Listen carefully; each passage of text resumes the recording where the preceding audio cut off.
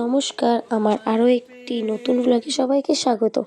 আজ একটা বিয়েবাড়ির ইনভিটেশন আছে, তো সেখানে যাব বলে সকালে কিন্তু যখন স্নান করেছিলাম দোকানে যাওয়ার সময় তাড়াহুড়ো চোটে মাথায় শ্যাম্পু করা হয়নি, তাই দোকান থেকে এসে আগে সন্ধেবেলাতে মাথাটা ঘষে নিলাম।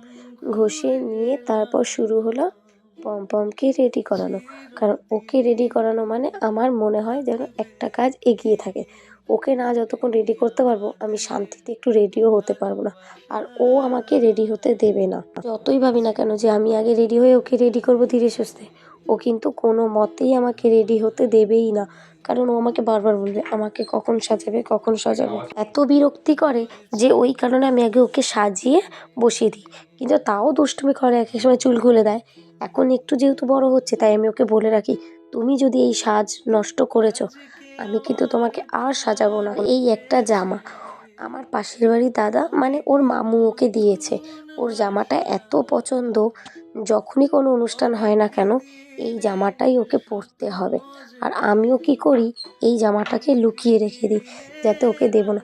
কিন্তু কি করবে, ও ঠিক চোখে দেখেই নেয় আমি জামাটা কোথায় রাখ। বিয়েবাড়ি যাওয়ার আগেই ও কিন্তু আমাকে বলে রেখেছে আমি কিন্তু মামুর জামাটাই পরবো। যাই হোক, ওর আবদারটা মেটাতে জামাটা ওকে পরালাম। আর আমি যে আজকে যে শাড়িটা পরছি এই শাড়িটা আমাকে আমার ভাসুর মানে দাদা গিফট করেছিল। তো আগে একবার পরেছি আর তারপর আর পরা হয়নি। তো ভাবলাম আজ যখন একটা বিয়েবাড়ির ইনভিটেশন পড়েছে তাহলে আজকে আমি এই শাড়িটা পরে যাবো। আমরা দুজনেই সেজেগুজে রেডি। আমাদের মা আর মেয়েকে দুজনকে কেমন লাগছে তোমরা অবশ্যই কমেন্ট করে জানিও।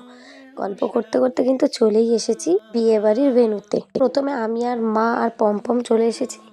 বাবা এর হবে না, ওর যেহেতু দোকানে প্রেশার আছে, আজ 26শে জানুয়ারি, ওই কারণে ও আর আসবে না। আমি আর মা আগেই চলে এসেছি।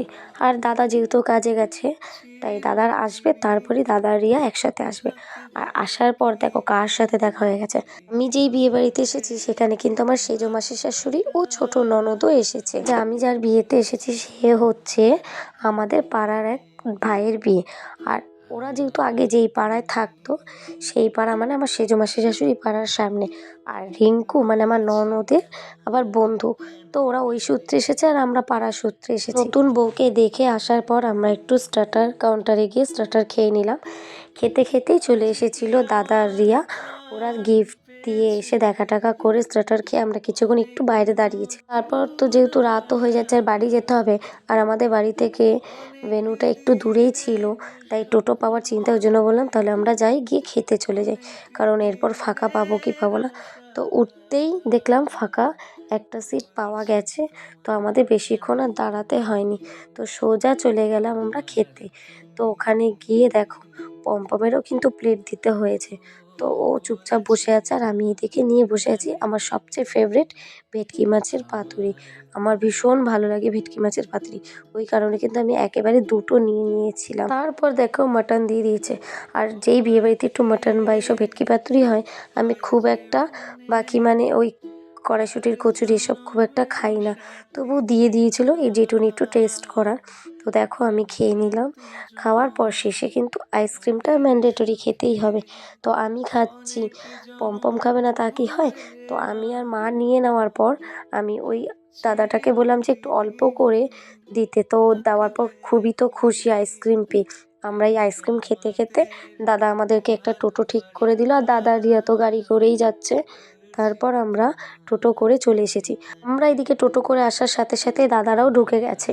তো দাদা আমাকে এখন বাড়ি দিতে যাচ্ছে। তাও যেহেতু অনেকটা হয়েছে আর দেখেই বুঝতেই পারছো রাস্তা পুরো মোটামুটি অনেক ফাঁকা, 11:30 মতন বাজে, আর একটু হালকা হালকা ঠান্ডাও রয়েছে, তাই দাদা আমাদেরকে বাড়ি দিতে যাচ্ছে। তবে আজকের মতন আমার বিয়েবাড়ির ব্লগটা এখানেই শেষ করছি। যদি ভালো লাগে তাহলে একটা লাইক কমেন্ট আর শেয়ার করতে ভুলো না। তোমরা যারা আমার ভিডিও দেখতে খুব ভালোবাসো, নতুন নতুন ভিডিও আপলোডের জন্য চ্যানেলটাকে যারা এখনও সাবস্ক্রাইব করোনি অবশ্যই চ্যানেলটাকে সাবস্ক্রাইব করে দিও। ভালো থেকো, সুস্থ থেকো, সাবধানে থেকো। রাধা রাধা।